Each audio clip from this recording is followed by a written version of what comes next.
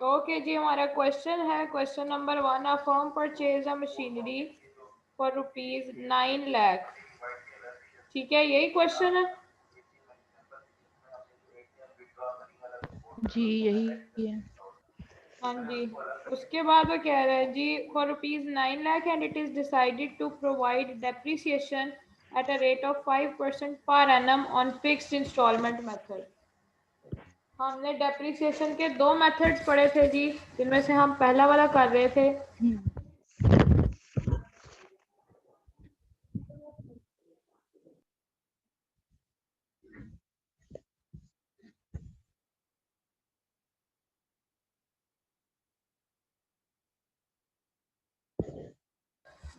और साथ में वो कह रहा है जी, prepare the building account for first 5 years. ठीक है जी।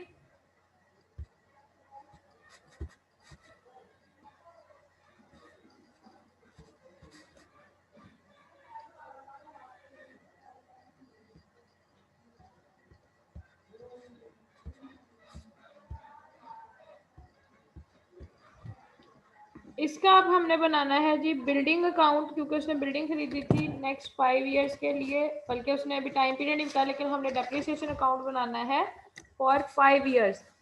अब हमारे क्वेश्चन में मैंने कहा कि हमने पढ़ा था कि 2 मेथड्स ऑफ डेप्रिसिएशन है जी, एक है आपका स्ट्रेट लाइन मेथड और दूसरा है आपका रिटन डाउन वैल्यू मेथड। आपका जो स्ट्रेट लाइन मेथड है उसको फिक्स्ड इंस्टॉलमेंट मेथड भी कहते हैं। ये एक ही मेथड के 2 नाम है, और उसमें हमने ये पढ़ा था कि आपको या तो एक स्पेसिफिक परसेंटेज दी होगी, और अगर परसेंटेज नहीं दी हुई तो क्या करेगा वो, उसने एक फॉर्मूला दिया होता है, cost minus scrap value divided by estimated life. इस क्वेश्चन में हमें वो फॉर्मूला लगाने की ज़रूरत नहीं है। रीज़न क्या है जी, उसने हमें एक स्पेसिफिक परसेंटेज दे दी हुई है जी कि आपने 5% हर साल डेप्रिसिएशन चार्ज कर देनी है। ठीक है, यहाँ तक कोई मसला ना हो। जो समझ नहीं आई तो वो मुझसे अभी पूछ लो, ताकि आगे जाके जब मैं क्वेश्चन सॉल्व कर रही हूँ तब दरमियान में तुम लोग ये ना कहो कि मैम हमें समझ नहीं आई कि ये क्या होना है। मैंने कहा क्वेश्चन में उसने वैल्यू दी हुई है, आपको कॉस्ट दी हुई है बिल्डिंग की, कि 9 लाख रुपए की उसने बिल्डिंग खरीदी है।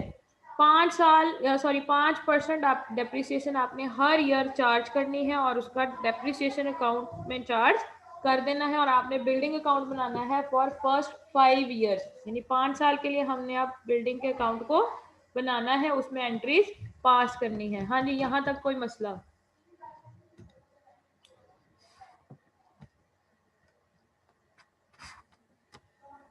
सबा नहीं मिस। चले जी, अब हम इस क्वेश्चन को सॉल्व करेंगे। मैं स्क्रीन शेयर करने लगी हूँ, अगर शो ना हो तो मुझे फौरन से बता देना। आई थिंक सो शो हो रही है तुम लोगों को। अभी क्वेश्चन का फॉर्मेट ओपन हो जाता है जिसमें हमने सॉल्व करना है, तो आप लोगों को वो भी समझ आ जाएगा। ठीक है जी, पहले तो 9 लाख का 5% कैलकुलेट करके मुझे बताएं कि हर साल कितनी डेप्रिसिएशन चार्ज होगी।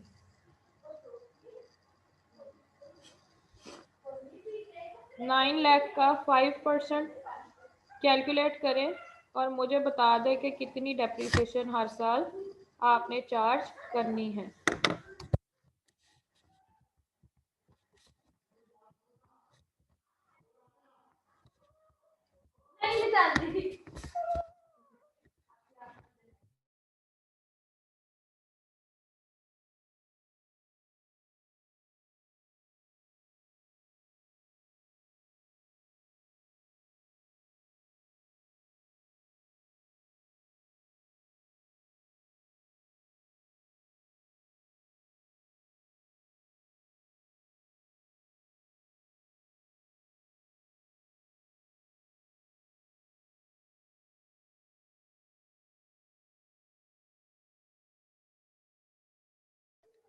ठीक है जी, 9 lakh multiply by 5 divided by 100।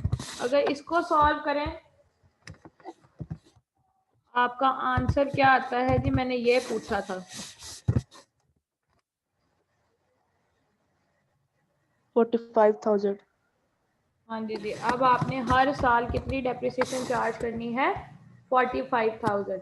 हमने कहा था जब मशीनरी परचेज करेंगे तब क्या एंट्री होगी आपकी, सॉरी या कोई भी एसेट परचेज करेंगे तो उसकी एंट्री होगी।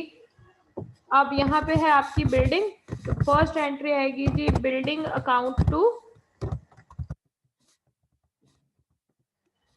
कैश अकाउंट, यानी आपके पास बिल्डिंग आई और आपके हाथ से कैश चला गया।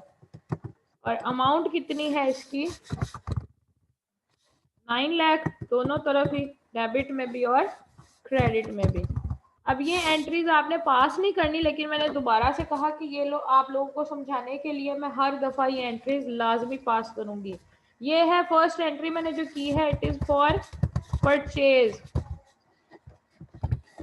फॉर परचेज ऑफ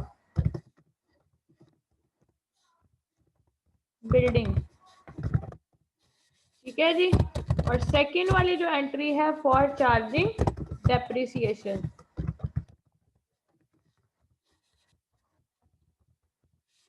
जब डेप्रिसिएशन चार्ज करेंगे तब आपका जो डेप्रिसिएशन का एक्सपेंस होगा, तो डेप्रिसिएशन के नाम का जो एक्सपेंस है वो डेबिट हो जाएगा।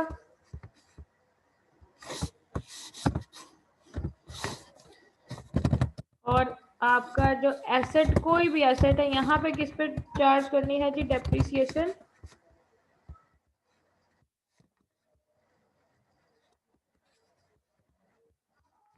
हमने बिल्डिंग पे।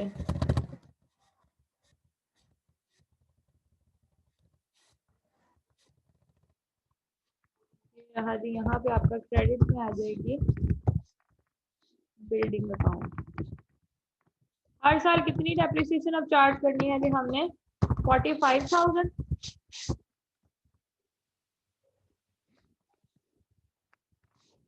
यहाँ पे भी आ जाएगा आपका